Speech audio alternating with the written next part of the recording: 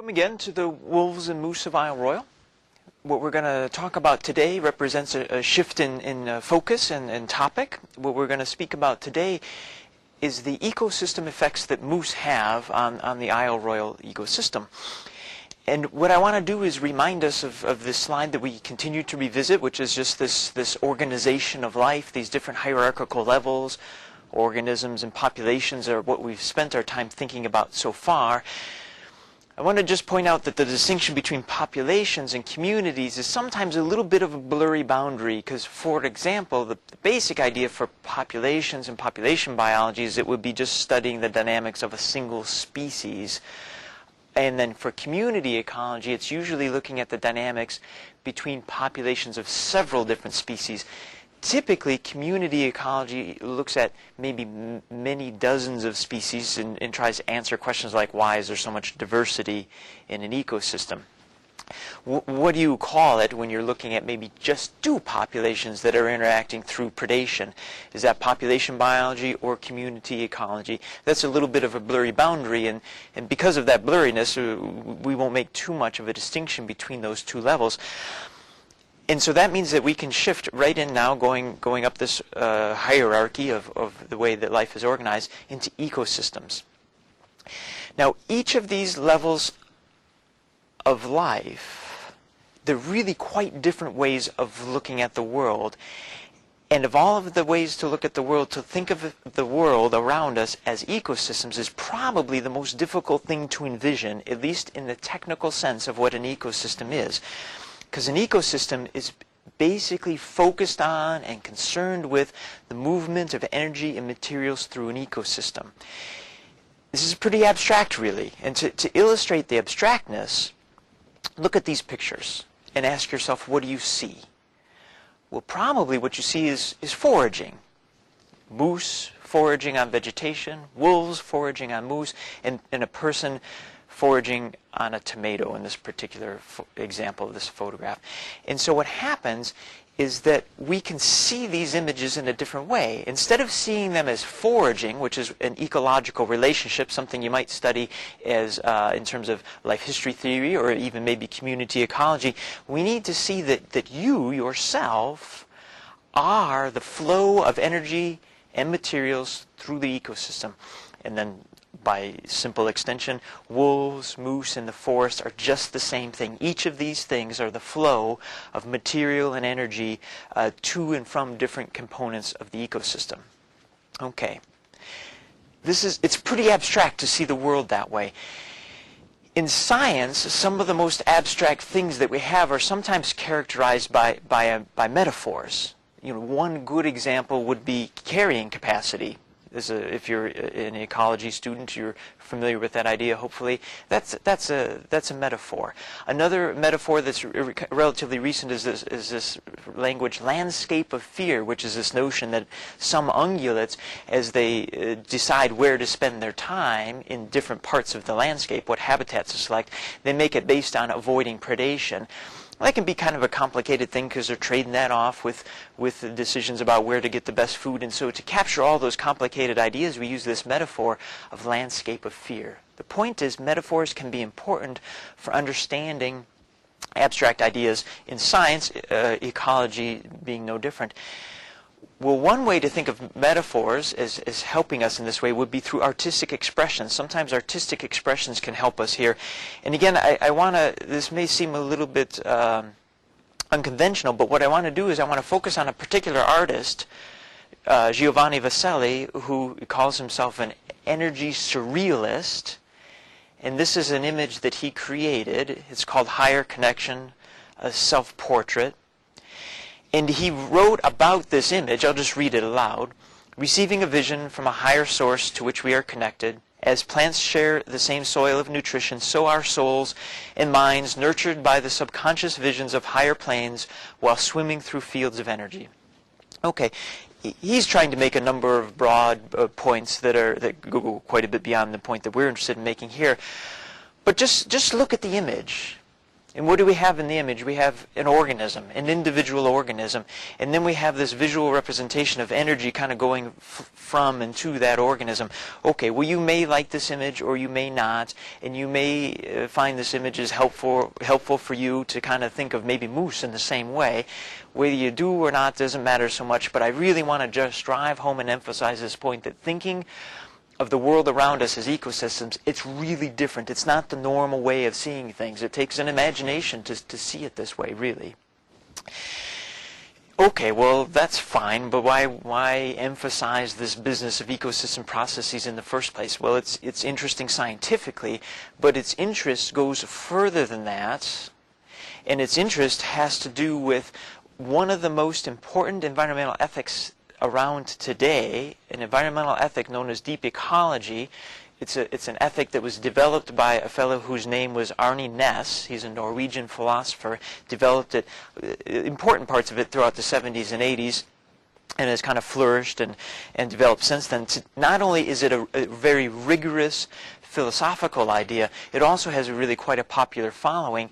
Here's the main point, is that you can't really make too much sense of deep ecology, this very important environmental ethic, unless you have a pretty good understanding of what ecosystem processes are all about. There's a real strong connection between deep ecology and ecosystem processes, and that's why it's worth spending some time both in kind of artistic expressions to understand what this means, and also in a scientific sense, which is what we're going to do right now.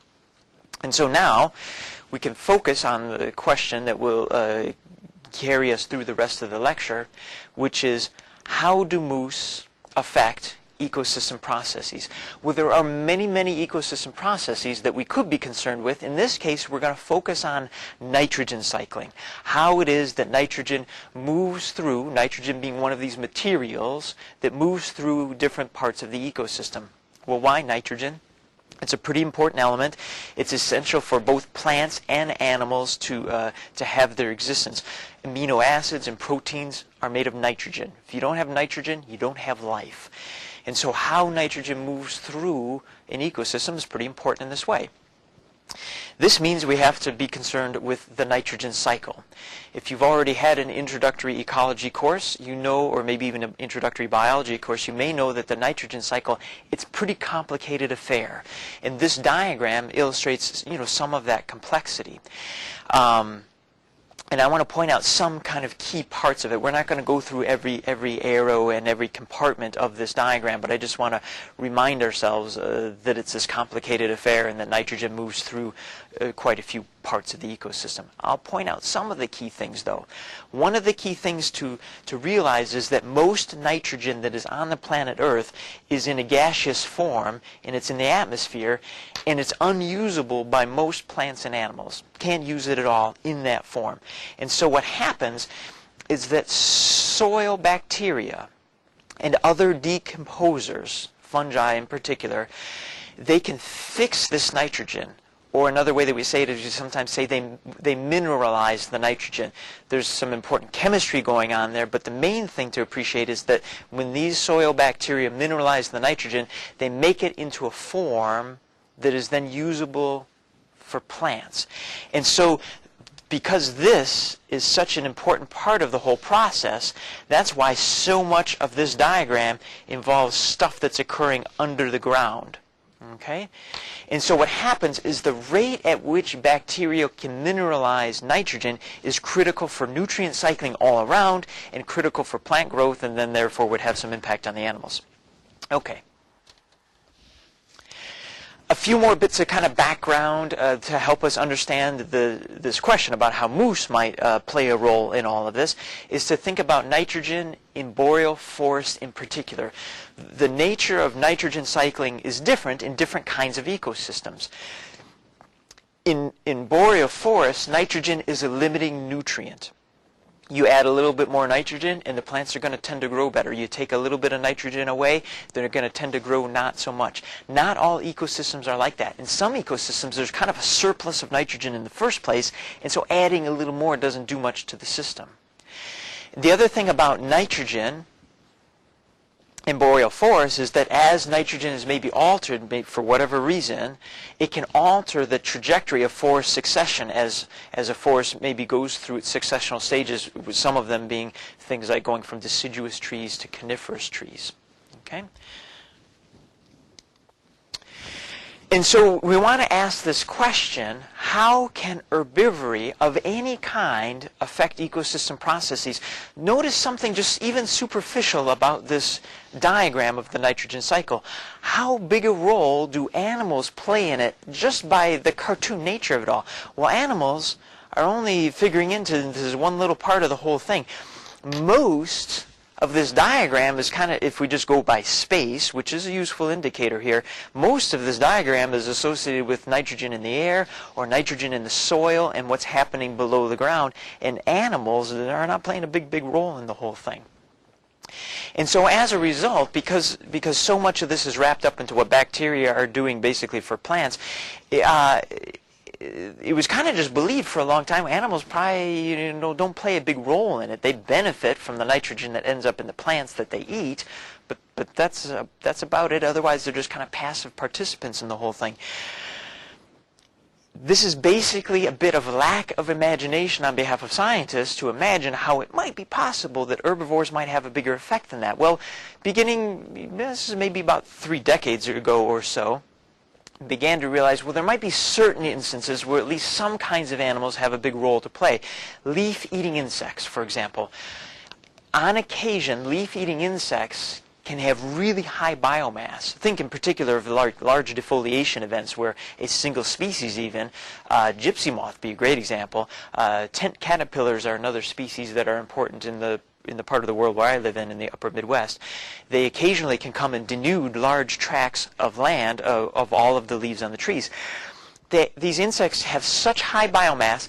They also have such high turnover rates. In other words, the insects are born quite suddenly, hatch from their eggs and so forth, and then they die quite suddenly, and so that's nitrogen going from plants to the insects and then back to the soil again as they die and rot. Happens so rapidly that people began to think, well, maybe these organisms of this kind anyways play a big role. Then a little while later we began to realize, phytoplanktivorous zooplankton. So in other words, zooplankton, little small animals that live in the ocean that eat phytoplankton, which are little small plant organisms that live in the ocean. Well, these phytoplanktivorous zooplankton sometimes eat such a large portion of the primary production. They eat such a large portion of the plant material, in other words, that, looks like they sometimes also have an important role in nitrogen cycling for those marine ecosystems. But what about mammalian herbivory, mammals on the ground? First of all, they don't make up a real big portion of the biomass. How could they play a big role in the nitrogen cycle? And also their turnover rates aren't real high either. Mammals, when they're born, they live for a long time relative to, say, insects and such. So that means they die at slow rates. That means that at least as far as their carcasses are concerned, which are full of nitrogen, they're not a high turnover rate of nitrogen there. And so, it's hard to imagine at first what's going on. Well, then people began to think about, well, let's look at the most obvious cases. Let's look at cases where the mammals represent, relatively speaking, a high biomass, and the plant biomass is relatively small.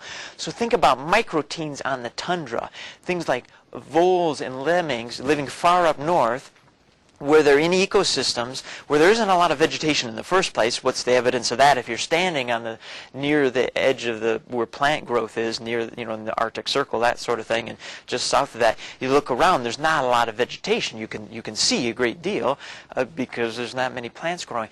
Well, then we began to discover that these microteens, they can have an impact on nitrogen cycling in these cases, but that's an extreme event, not very representative. Even more recently, and now we're getting closer to what's going to be of interest for us today, these moose. Large herds of grazers on grasslands, for the same kind of reasoning, the biomass of those large herds of grazers can be relatively large, and then what they're feeding on is basically grass, which, say, compared to an entire forest, is not so much plant biomass. Maybe these organisms play a large role in nutrient cycling. in particular nitrogen. Okay. And we're going to look at a little bit of that work about grazers and grasslands and how they affect nitrogen cycling. But anyways, that brings us all the way to browsers in the forest. And actually, I should specify, I've used a couple of terms that I don't know that I've used before, browsers and grazers. A grazer is a large herbivore that basically is eating grass, and a browser is a large herbivore. In this case, we're interested in the large herbivores as opposed to other kinds of herbivores. A browser is a large herbivore that's eating leaves, and they're usually in a forest ecosystem. So they're pretty different strategies for being a large herbivore. And so the idea is that with browsers in the forest, and think moose are not that big a part of the biomass of an entire ecosystem. They're pretty rare across the landscape. And then the biomass of vegetation in a forest, mainly because of the trees, is so big it's hard to imagine that these moose could have much of a deal in it. So anyways, that's been the conventional view for a very, very long time until relatively recently. And here it is once again, it's moose on Isle Royale that began kind of changing scientists' views about how it is that animals might affect nutrient cycling. Okay, if we're going to look at how moose might affect nutrient cycling, this view of the nitrogen cycle is too complicated for us. It's a useful view, and it's accurate in many important ways, but it's too complicated for our purposes, and we need to focus in on just a few parts to kind of see how it is that moose might have an effect. And so what we're focusing on here in particular are the possible linkages between animals and what they might do possibly to decomposers, and how they might affect decomposers, both the bacteria, the fungi, these kinds of things, how it is that they might affect what it is that those decomposers do as far as providing nitrogen for the plants, and then what it is that those plants then do for the animals. We want to focus in on that circling of cycling. That's the part we want to focus in. And I'll even point out that this traditional view of the nitrogen cycle is missing a really critical arrow in terms of basic influences, and we're going to fill that in a moment. That's part of the story that we're going to tell, so I don't want to do it right now, though. And so anyways, this question about how it is that moose affect nitrogen cycling, it's going to be wrapped up a great deal in this relationship between the animals and the plants. And recall, we have a closely related question here. The question we're going to be interested in now is how do large herbivores affect vegetation is going to be the question that we're interested in. We once looked at a closely related question, which is how do predators affect herbivores? This is the same question, just shifted down the food chain a little bit. Both of these relationships, the relationship between predator and herbivore, and then the relationship between herbivore and vegetation, these are more generally known as consumer resource relationships, and many of the issues and principles are similar for both kinds of questions. Some important differences, but lots of similarities. And the similarity that I want to point out in this case is that when we were talking about predators eating herbivores, when we talked about wolves eating moose, we didn't simply ask, well, how many moose were the wolves eating? That was an insufficient way to look at the whole thing. We had to look at things like, well, what kind of moose were the wolves eating? Was it calves or old animals or vulnerable animals that were maybe going to die anyways, or healthy animals? What kind of moose mattered a great deal. Other things that mattered too is, well, what was going on in the rest of the environment? In this case, we would say from the moose's perspective. Was there a lot of food already for the moose, and was maybe fluctuations in food playing a role in what was happening on the predation side of things? Anyways, to understand predation, you had to understand more than just how many moose were the wolves eating. It's going to be similar when we ask this question about how do large herbivores affect vegetation. Because here's one interesting thing about it. In terms of percentages, moose only eat about 1 to 2% of the new vegetation that's grown every year. It's not even 1 to 2% of all the standing vegetation. It's only 1 to 2% of the new vegetation grown every year that moose eat. It's a really tiny amount, but that doesn't tell the story. There's a lot more going on, and that's what we have to dive into in order to understand the impact that moose have on these boreal forests. And so beginning with this idea, we have to take some pretty big steps back and look at just some basic things about how it is that herbivores eat plants. The first thing to appreciate is just the simple act of digestion, of how it is that an herbivore digests plant material. This is true for basically all plants, all herbivores. In particular, we'll focus on mammalian herbivores. But basically, the cell wall of a plant is something that a mammal can't digest. And basically what happens is that plant cells, they have these... They have the cytoplasm, and inside that cytoplasm is all kinds of nutrients, nitrogen, stuff that's relatively easy to digest. But surrounding that cytoplasm is a cell wall, this heavy green box, if you like, and that cell wall is comprised, among other things, of lignin and cellulose. Both of those things are very difficult for a mammal to digest. In fact, they can't. And so what happens is that mammals have to rely on microbes living in their guts to digest these cell walls. And for mammals that are primarily herbivores, they have to have a pretty efficient system worked out with these microbes in order for it all to work well. It's not quite the same as just an animal eating animal flesh. That stuff is pretty easy to digest. There end up being two basic forms of digestion for large herbivores that are eating these plants. One is called foregut fermentation, and the other is called hindgut fermentation. We'll talk about hindgut fermentation first.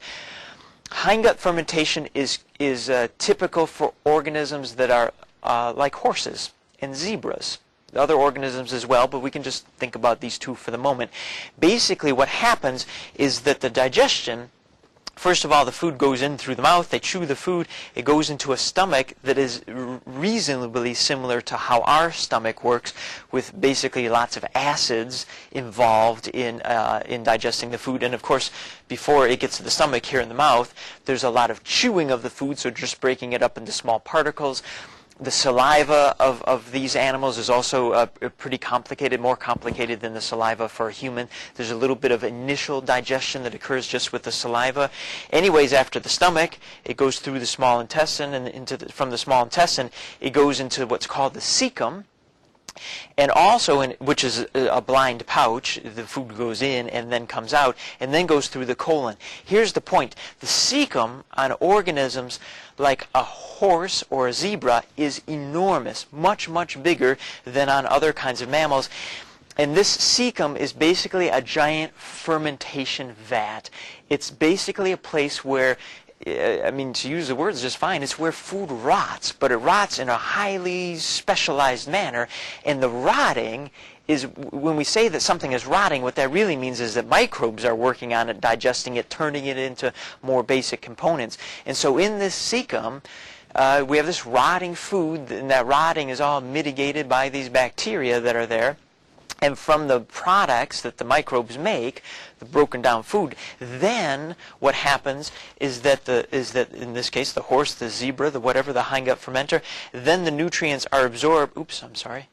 The nutrients are absorbed from the walls of the cecum into the bloodstream of this animal, and then that's how they get along. Same process is also occurring in the colon, and then eventually the food is excreted in that way. Okay. Here's the key thing about it. The digestion occurs, this microbial digestion occurs after the stomach, not before the stomach. That's why it's called hindgut fermentation.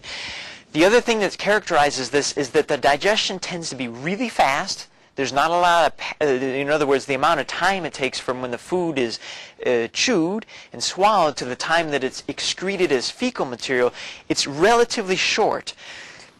And that means that the digestion is not very thorough. The fecal material of these organisms is still got a lot of nutrition in it. It's just their strategy to do it fast, but not very thorough. The opposite strategy is hindgut fermentation. This characterizes members, for example, of the deer family. And that includes, in our case, moose. Okay, moose are foregut fermenters. They have what really is one of the most complicated digestive systems that nature's ever come up with. It basically involves, we should start off here first with the moose, the deer, whatever the species it is that we're interested in.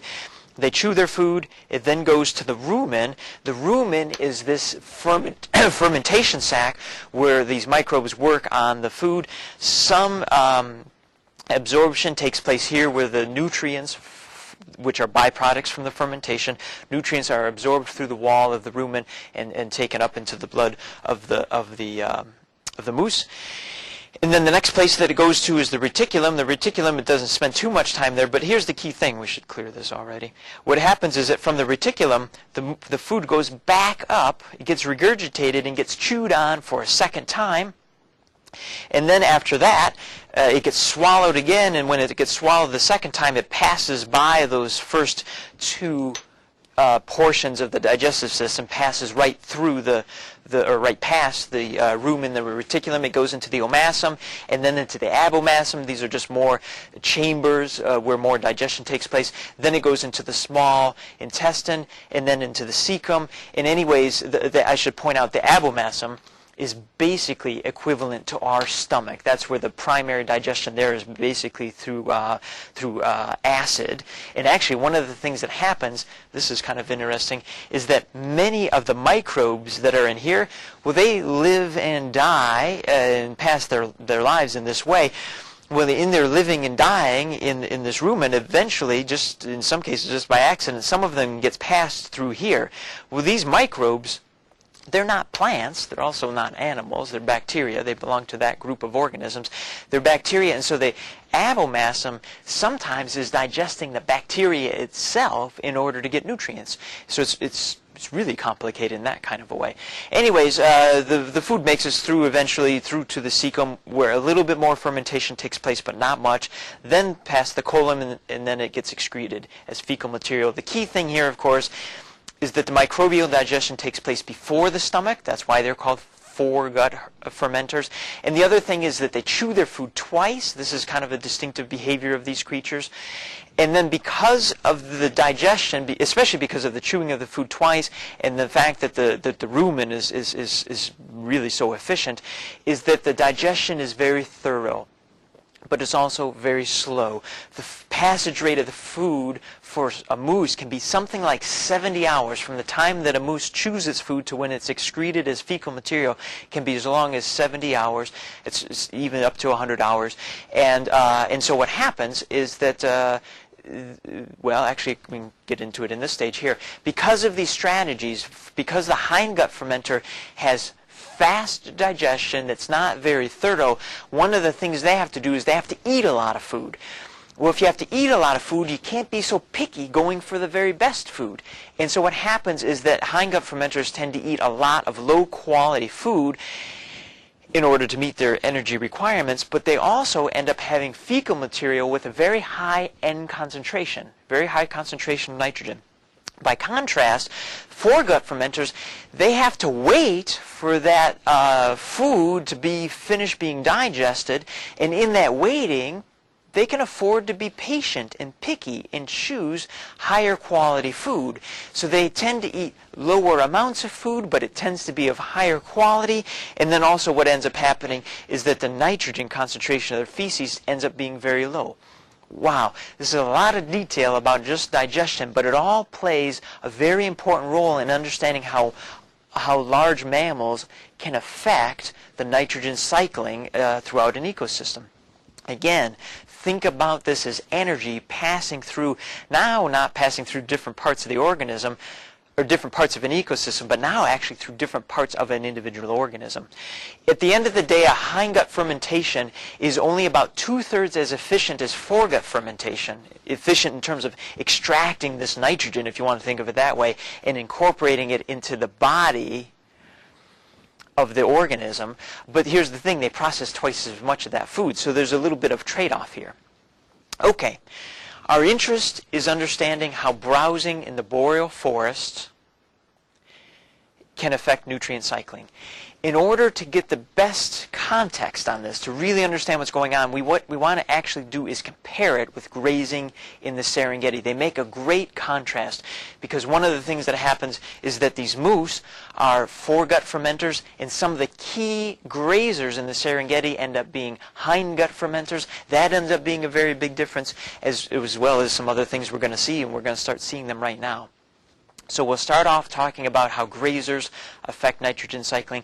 That'll help us understand what's going on with these moose on Isle Royale and in other boreal forests. Okay, grazing in the Serengeti. First of all, just a few basics. Where is the Serengeti? It's in eastern Africa, indicated by, on the left-hand side, here's a map of Africa. There's a little red box, and then there's an inset there showing. And here, just to point out a few things here, this is the international boundary between Kenya and Tanzania, and there are two wildlife preserves, if you like, natural areas. There's the Masai Mara National Reserve. There's Serengeti National Park. The Serengeti ecosystem is bigger than either of these two protected areas, but this is the area that we're speaking about. Okay. Grazing in the Serengeti basically involves a migratory system of herbivores that migrate throughout this ecosystem throughout the year. And there are several different species involved in this migration. We'll talk about which species they are in a minute, or at least the key players. And the migration is all driven by these organisms kind of chasing across this very large ecosystem where it is that the rainy season has just been, because that's where the plants are going to be doing the best, and that's where their best food will be. And we can just start with this annual cycle in June, which is an area of short grass plains.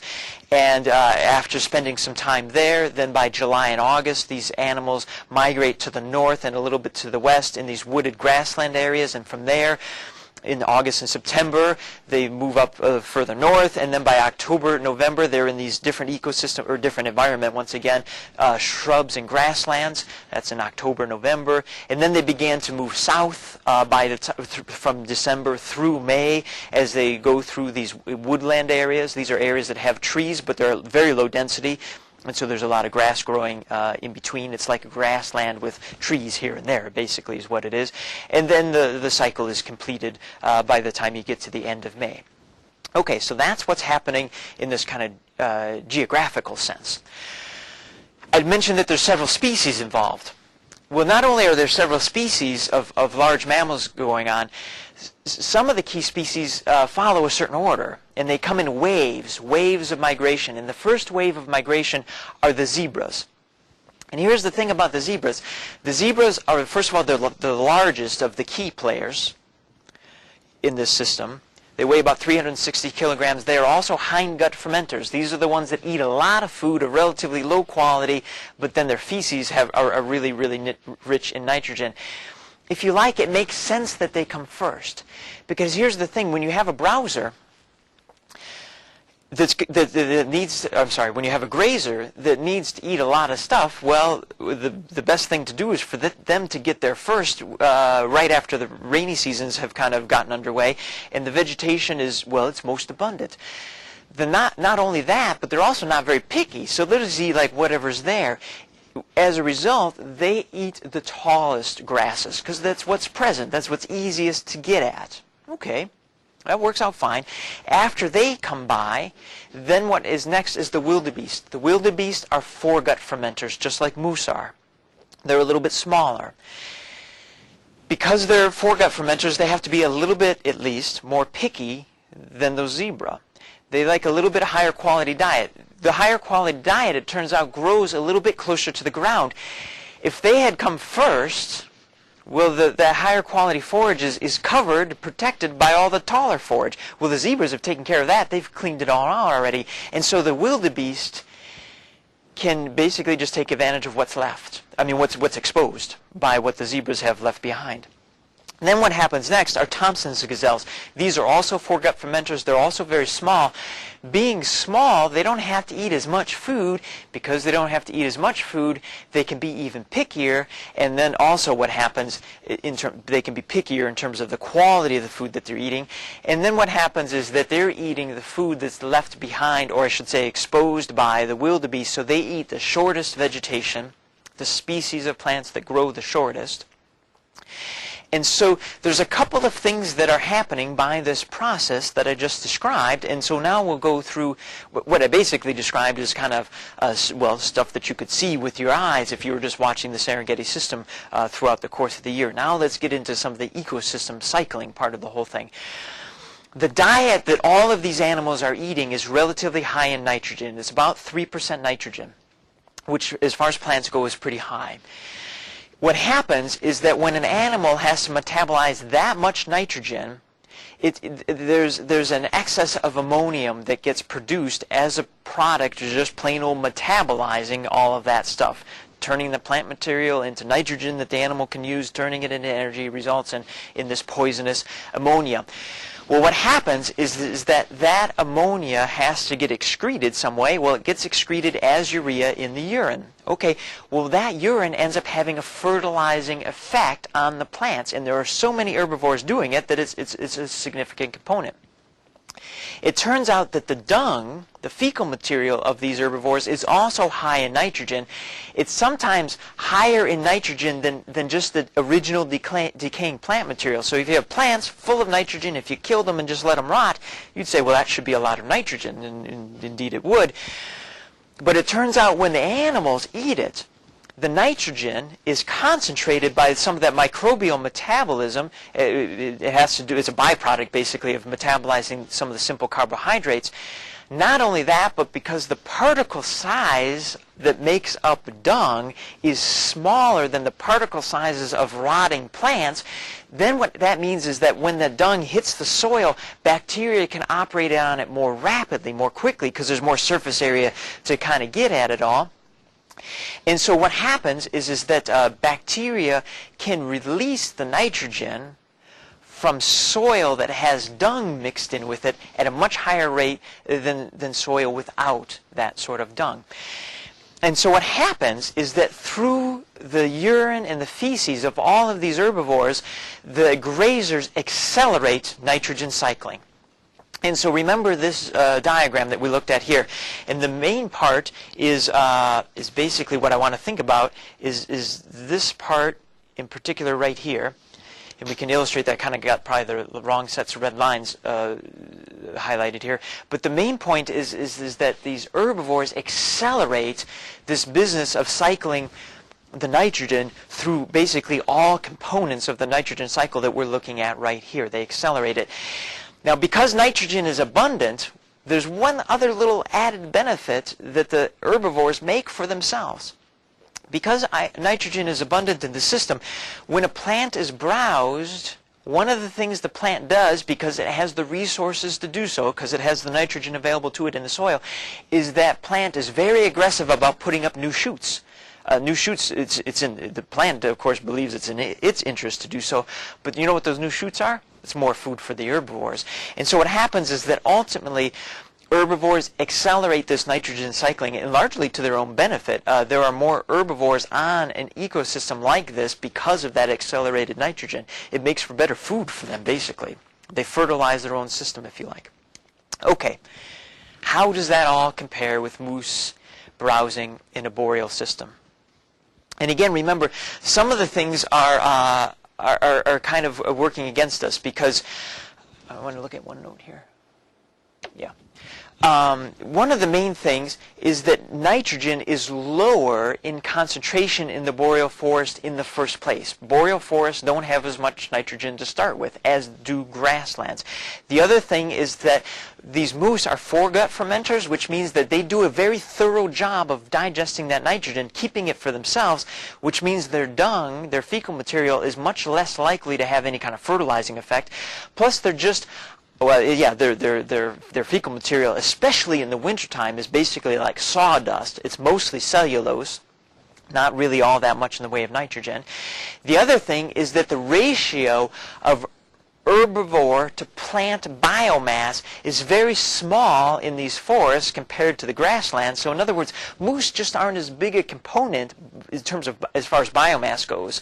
And so all of these features basically suggest that it's pretty unlikely that you'd think that moose would have an effect on nitrogen cycling, but it's not that simple. And here's one of the very key differences, and it's certainly where the differences all begin. And it's that moose are selective foragers. They prefer deciduous trees like birch and aspen over coniferous trees like cedar, balsam fir, and spruce. Spruce they won't even eat at all, under no conditions. Balsam fir they'll only eat in the wintertime, never eat it in the summertime when deciduous leaves are available. Well, why? Well, the reason why is also really integral into the nitrogen cycle is because conifers are tough for microbes to digest. Wherever a microbe may be, if the microbe is in the soil or if the microbe is in the gut of the moose, it's difficult for microbes to digest those conifers. And the reason is that because conifers tend to be slow-growing plants. Why are they slow-growing plants? Because nitrogen is limited. If you're a slow-growing plant, then you're going to be short for a long time. If you're short for a long time, you're going to be vulnerable to herbivory, especially by mammals like moose. Because what you have to do if you're such a plant is you have to grow tall before you can get out of the reach of the moose. If you're going to be short for a long time, then what happens is that these conifers spend a lot of energy on defensive compounds that the plant produces that intentionally make it difficult for a moose or a microbe to digest. Because if it's difficult to digest, then maybe the plant, maybe the herbivore won't want it, which is in fact what happens. The other thing that's important about moose is that they prefer to eat, and some of these things are obvious, but to point them out and to kind of appreciate the differences is a big deal. Moose prefer browsing the growing tips of these plants, whether it be a conifer or a deciduous. All of these plants that we're talking about, these trees, whether they be coniferous or deciduous, they're dicots, and that means that the growing portion of these plants is at the tips of the branches. Those are easy to access for the moose. They're also rich in nitrogen, so that's the part that the moose wants to go for. Well, what happens is that by biting on these growing tips, it impacts the height growth of these plants in kind of a big way. The moose may be eating only a small portion of the plant, but they're eating such a critical part of it.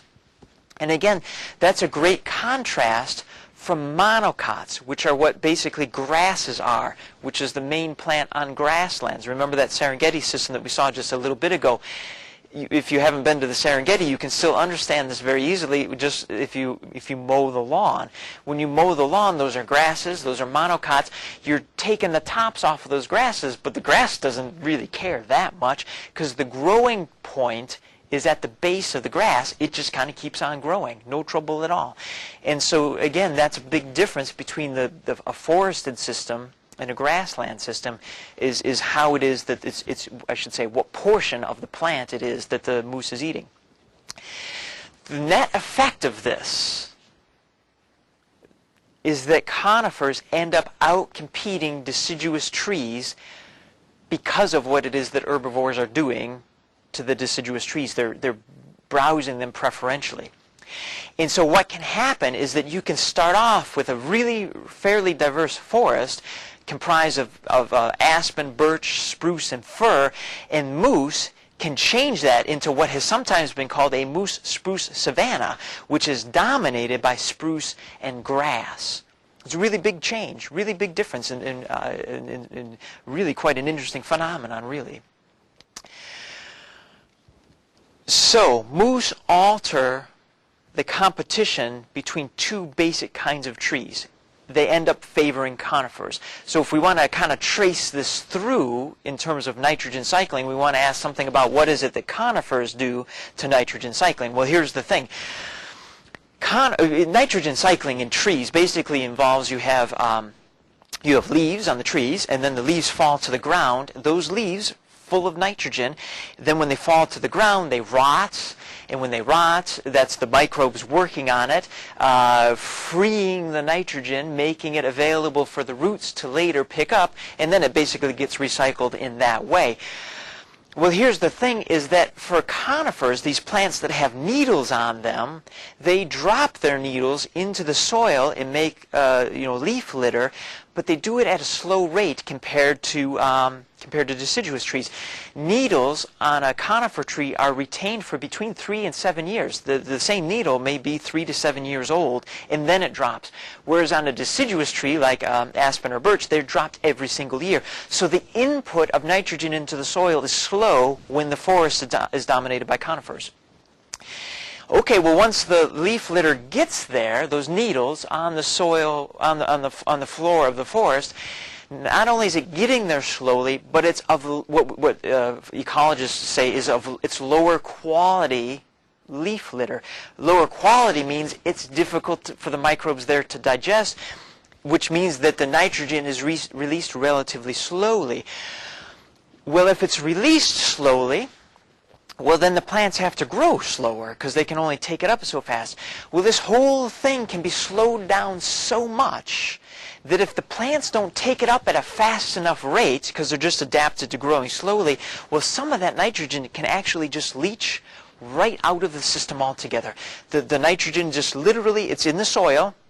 The microbes have freed it up, but then rain pours on it and water moves through the soil, and with that water the nitrogen gets dissolved in it and it just goes right out of the system. It basically goes below the level where the roots can ever get it again. And so the moose are changing the composition of the forest to favor conifers, and then conifers further change what's happening in terms of the nitrogen. Okay, so you have reduced litter production, you have reduced photosynthetic biomass because of what the herbivores are basically doing to these plants. These two things together have another change, and basically it's that the moose browsing has the effect of depressing the rate at which respiration takes place below the ground in the soil. This is basically just, respiration is a way of measuring how it is that all this metabolism below the surface is kind of slowing down. And so you have moose are slowing the nutrient cycling by basically two things: selective browsing, and how that selective browsing then affects plant competition. And so one of the arrows that's just plain old missing is basically how it is that herbivores can affect plants. I've drawn that arrow in here. And what they do to that cycle, those blue arrows represent, they slow it all down. Okay. So one of the things we learned is that herbivores can affect nitrogen cycling, but their effect on nitrogen cycling can vary depending on the ecosystem that they're in. We saw it accelerates things in grasslands, but moose have a tendency to slow things down in boreal forests. It gets a little more complicated because moose are really, really focused in many times of the year, certain times of the year, summer, on aquatic vegetation. So of all of the members of the deer family, it's moose that are most focused on aquatic vegetation. And so to be focused only on tree species would miss an important part of what's going on. And here's the thing. The terrestrial forage is about 1.3% nitrogen. That's relatively low. It's especially low compared to, say, those grassland environments that I talked about in the Serengeti. It turns out that aquatic vegetation is a fair bit higher. It's about 2.3% nitrogen. You know, almost twice as much nitrogen in aquatic forage. That's one of the reasons that moose take advantage of it. Okay? Well, then the moose, they feed in these lakes throughout the summer, and then they have a tendency to excrete that food as fecal material on land.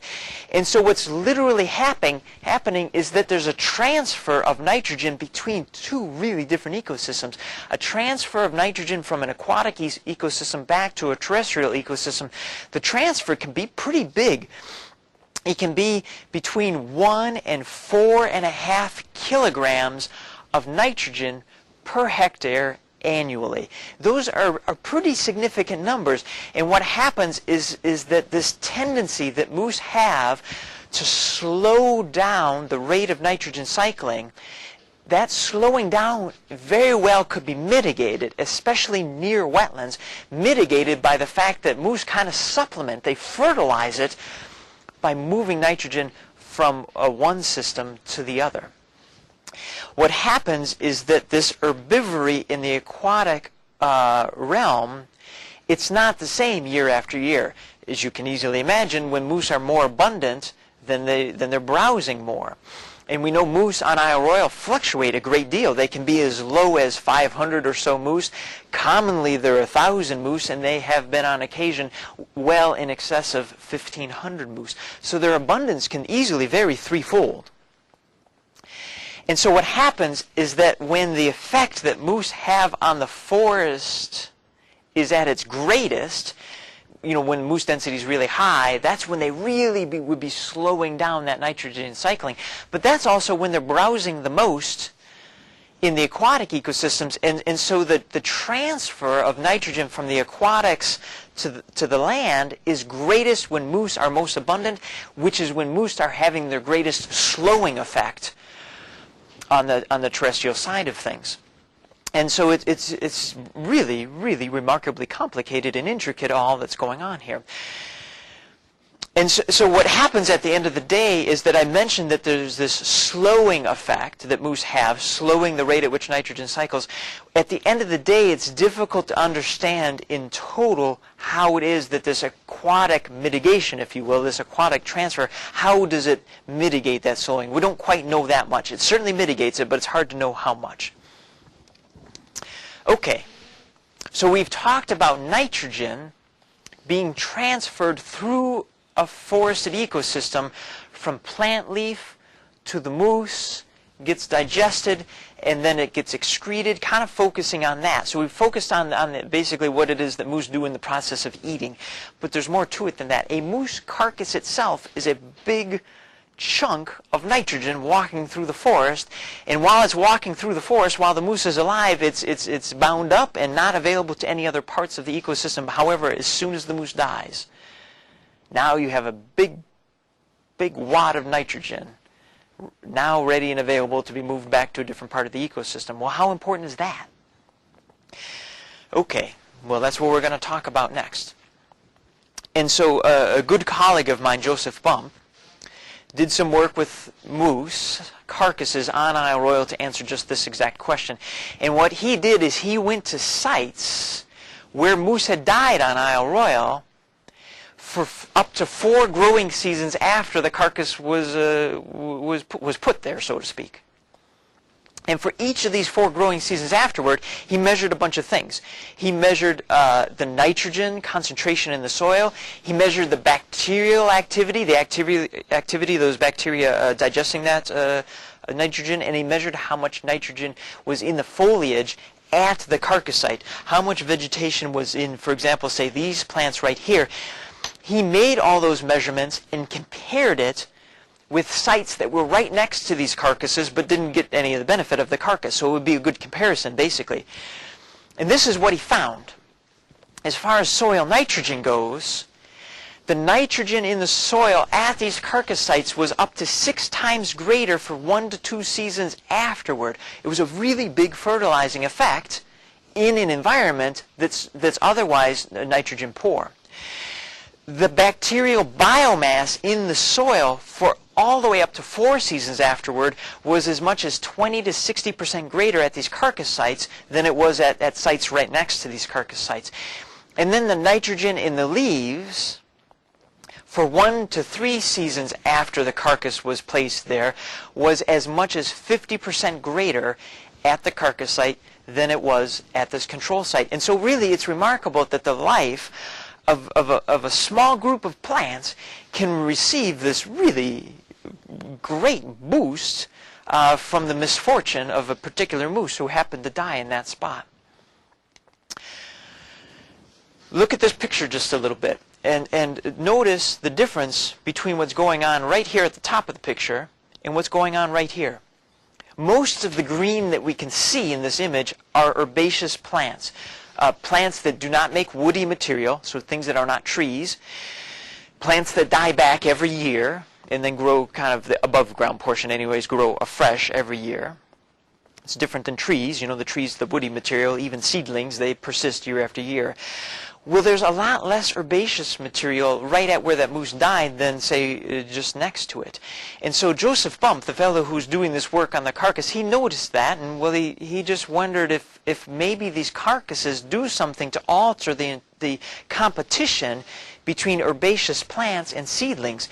And sure enough, what he found is that the density of seedlings in the years following a carcass being put in a certain spot, this density of seedlings was 75% greater at these carcass sites than just off the carcass sites, suggesting that this carcass gives this kind of extra advantage not just to plants in general, but maybe an extra advantage to seedlings. Joseph wanted to do a little bit more, and so what he also did is he did this experiment looking at tree ring growth with some of these very small trees. And so what this graph shows is he monitored tree ring growth at 2 sites that he just kind of picked that were right next to each other. And he looked at, okay, in one year this site did a little bit better, and the next year this right neighboring site did a little bit worse. And then, it fluctuated, and it fluctuated kind of randomly as suggested by this graph. If the bars are up here, it suggested that the trees did a little bit better in the one spot, and if it's a negative bar over here, it suggested that the trees did a little bit better in the other spot. So it fluctuated back and forth, pretty uninteresting really at this point. But then what Joseph did is right at this spot in time, after kind of observing this for about 12 years, on half of the sites, he experimentally deposited a carcass there. And then for the next 2 years, what happened is that the seedlings where the carcass was deposited, they just, really did much, much better in terms of the tree ring growth for those seedlings than did the trees that were growing in the places where no carcass was added. So these carcasses have a real big impact on the plants that are growing right around. Okay. Here's the question, though. We know that moose foraging has a big impact on nitrogen cycling, and we know that moose carcasses have a big impact on nitrogen cycling, at least where the carcass is. But if you go through the forest, there aren't carcasses everywhere. So what's the extent and significance at maybe, say, like a landscape level for all of this? Well, this is a difficult question to ask, and there are different scales at which to look at it all. One scale to look at it all is at the landscape level. We can say, look at all of Isle Royale. What this map shows is it shows the density of carcasses, the number of carcasses per square kilometer, indicated by the different colors. The red colors are high density, approaching 20 carcasses per square kilometer. The cold colors, like blue, are very low densities. And this represents carcasses deposited across the landscape over about a 20-year period. Okay, well, what we can see here is that not all moose die in the same place. Moose die in concentrated places. So one of the landscape effects is that there's heterogeneity. It's not even. It's more in some places than in other places. We'll talk about why it's not even in just a minute. But it's not even. And then if we zoom in, and if we focus on, let's even just focus on one of these hot spots. One of these places that it's kind of hot in colors. And so here, this area that we're looking at is 1 square kilometer in size. Each side of the box is a kilometer. And each one of those dots has a circle drawn around where a carcass was, and that circle is about 50 meters. It's hard to know a carcass is only, maybe this big. It's hard to know the full extent of the effect of that carcass. But if it affects the plants growing in there, it might affect neighboring plants and so on. And not to say that these circles with a diameter of 50 meters is how big the effect is, but just so you know how big the circle is, and you can see how big that area is, and you can imagine the size of a carcass and so on. So it's just to provide some context. In either case, if you look at it at this very broad scale of all of Isle Royale, or if you zoom in, what we see is something that is known as biogeochemical hotspots, and this is becoming a new phenomenon to study. There are many different examples of biogeochemical hotspots, and it's called a biogeochemical hotspot because, well, there's some biology going on. That's the moose carcass. There's some geology going on because it's basically the geology is not only the landscape where it's occurring, but also the fact that we're talking about nitrogen, a geologic element, if you like. And then we'll go back here. And then there's a chemical process or aspect to the whole thing too, and that's the nitrogen cycling. So biogeochemical hotspot is how it gets this name. And there are other examples. It turns out that small fish in small streams, they don't just evenly distribute themselves. They get congregated. They go into places that are good for them to feed and good for places for them to be safe from predators, this sort of thing. They school, if you will. And it turns out that their excretion, their fecal material, is a pretty strong fertilizing effect. And so fish congregating in streams sometimes represent a biogeochemical hotspot. Grizzly bears that forage on salmon. This is this amazing phenomenon where you have really, really concentrated sources of nitrogen in the salmon as they're going up the stream to spawn. The river can just be full of nitrogen in the form of these fish. It attracts grizzly bears, and the grizzly bears are eating, in some cases the food is so abundant, they're eating they take 1 or 2 bites out of the fish, often it's the head because they want the brain, and then they just pitch the rest. Between the grizzly bears depositing fecal material all over the place at these sites, and then these salmon carcasses rotting all over the place, it makes for these biogeochemical hotspots. Ungulate carcasses in grasslands and in Arctic systems. Think of like muskox growing way up north where nitrogen is really rare, and even the bones of these carcasses, of a carcass of a muskox, can last for into centuries. And then what happens is these little vegetation spots can form around them. They persist for decades after the carcass is put there. It's been known to occur in grasslands ecosystems. In forested ecosystems, it's a tougher thing to grasp.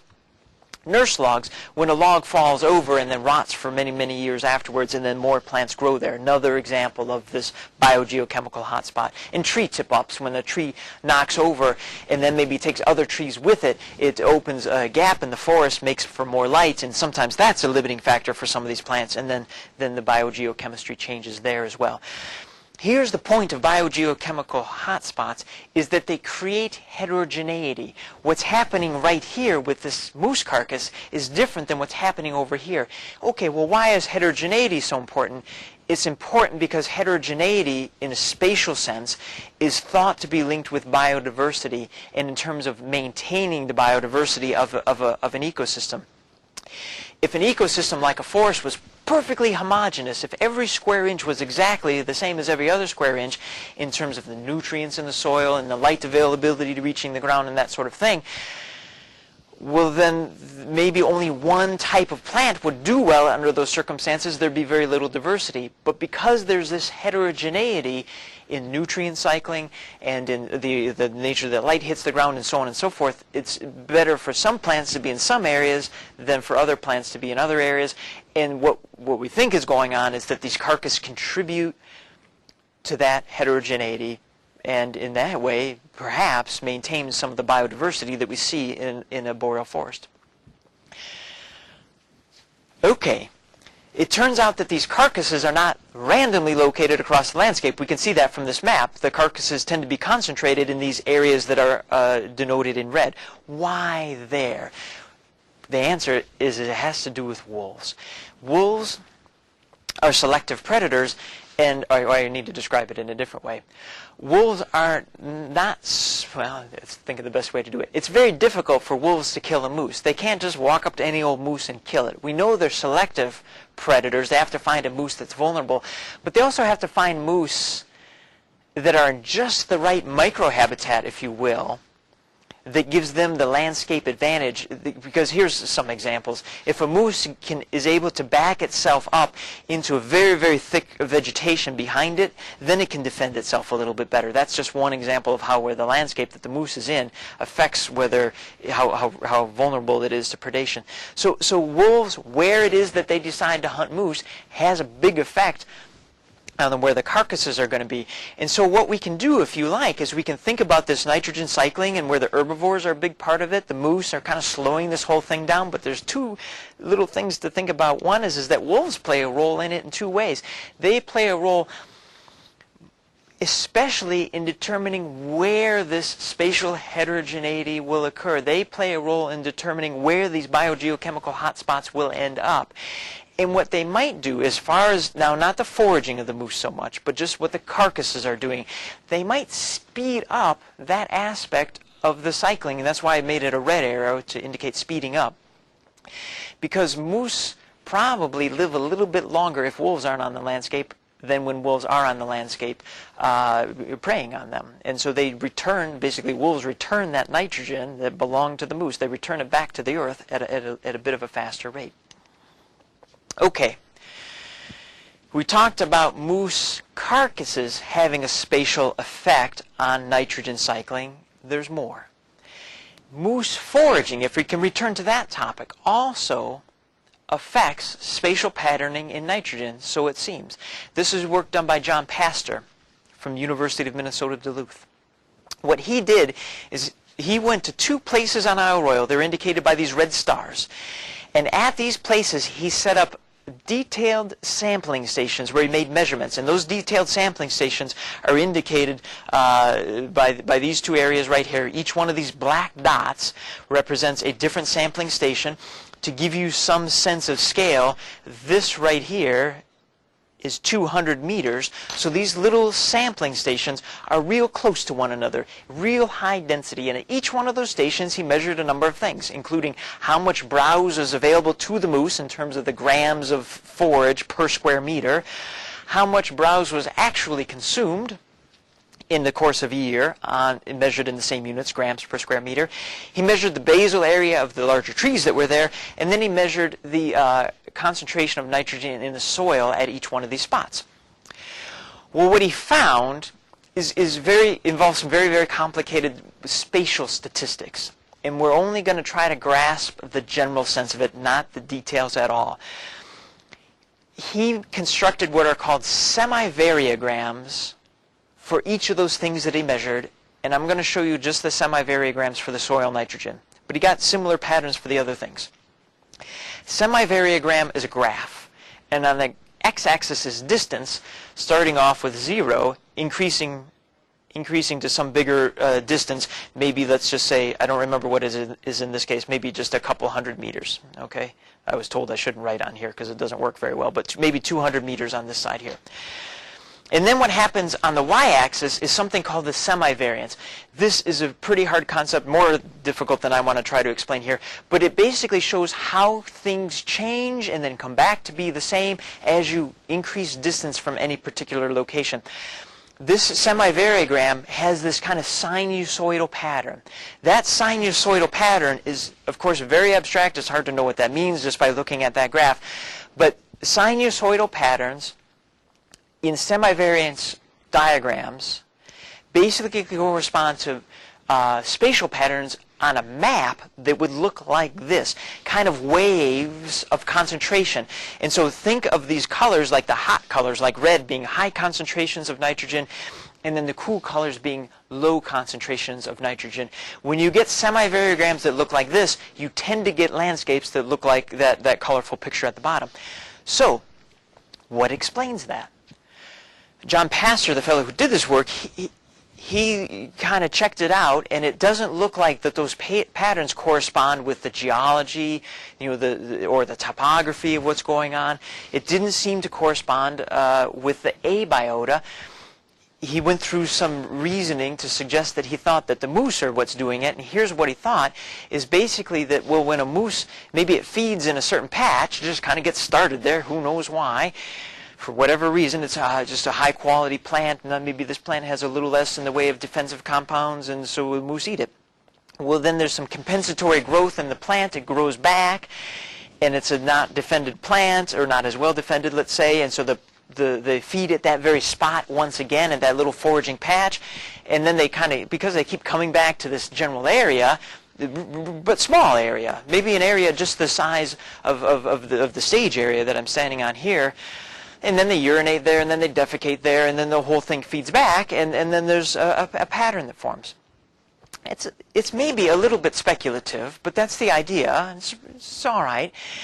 John Pastor did this in about the year 1990 when there were about 1,200 moose, and then he did it again in the year 2006 when there were less than half as many moose.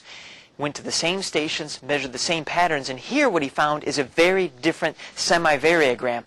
While it had changed, it's the same place, but the semi-variogram had changed. When you get a semi-variogram that looks like this, just kind of generally increasing, you tend to end up with what would look like on a map a pattern that looks like this. Very, very different compared to that first map. And so basically, now it becomes a little bit more compelling to say, wow, the main difference between 1990 and 2006 is the difference in the moose. The geology didn't change. Even the overall forest cover types didn't change. It's mostly moose is what's changed. And so it seems pretty plausible that moose are what's shaping that. And here's this really, this is stuff, remember we talked way at the beginning of this lecture about how abstract ecosystems can be. This is pretty abstract stuff, but its abstractness doesn't make it unimportant. It just makes it difficult to wrap the mind around. And so here you have this business of moose foraging, how they make their decisions about what plant to bite on and where to take it, that when moose are abundant, they can cause these patterns to form in things like where nitrogen is across the landscape. And then just about 15 years later, when moose become not so abundant, those patterns dissipate. And so anyways, that basically wraps up this business about herbivory and ecosystem processes. I want to just mention some of the key players in doing this research. Sam McNaughton is kind of the pioneer in understanding nutrient cycling as it relates to grazing systems. He did much of his work in the Serengeti, but other places too. John Pastor is the guy who really did some of the great stuff with moose, showing that moose slow down the rate at which nutrient cycling takes place. And then Joseph Bump is the person who did the work showing about the aquatic transfer and also the importance that carcasses may have. If you're interested in these topics, if you search the literature for the names of these three people, you'll find a lot more information. And to just kind of suggest further reading, this book is a collection of essays. It's called Large Herbivory Ecology, Ecosystem Dynamics, and Conservation. Many of the themes that I talked about here are gone into much more detail in this book. It's a really great book. If you're interested, I would buy it soon because I suspect it'll go out of print soon and then it'll just get more expensive. Really, really good book. I had no part in the book, so it's not an advertisement for something that I did. It's just good stuff. I want to review now the big lessons here about moose and ecosystem processes, and they're simple. They're just straightforward things. Number one, herbivory affects nitrogen cycling in various ways. It's not the same as you go from one ecosystem kind to another ecosystem kind. The great example is the difference between grazing systems and boreal forest. Number two, lesson that I want you to get out of this is that moose effects on nitrogen are really just marvelously and beautifully complicated. They involve so many different things. Selective foraging, the difference in the basic ecology between conifers and deciduous plants, carcass effects, the transfer of nitrogen from one ecosystem type to another, aquatics to terrestrial, the spatial variation that can be generated over time, both by foraging and carcasses. So it's just a really rich bunch of stuff.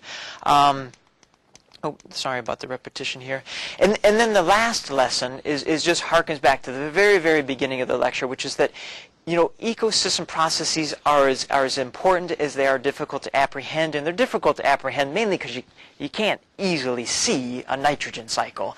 But again, it's really important stuff. And just this related lesson that, it's certainly not the right thing to say that the only way to see moose in their environment is as an ecosystem. That's certainly not right. Moose are individuals, and they should be seen as such. Moose are also parts of populations, and moose populations have this identity all to their own that's very interesting, important. But then moose can be seen as this movement of energy and material through ecosystems. And I would like the ideas on this slide to really represent the third important lesson about the nature of ecosystems and how moose have it. And so that's the last point that I want to make. And again, as always, thank you so much for your attention. It's been fun to share the information here with you, and I look forward to speaking with you during our next discussion session. And until next time, goodbye.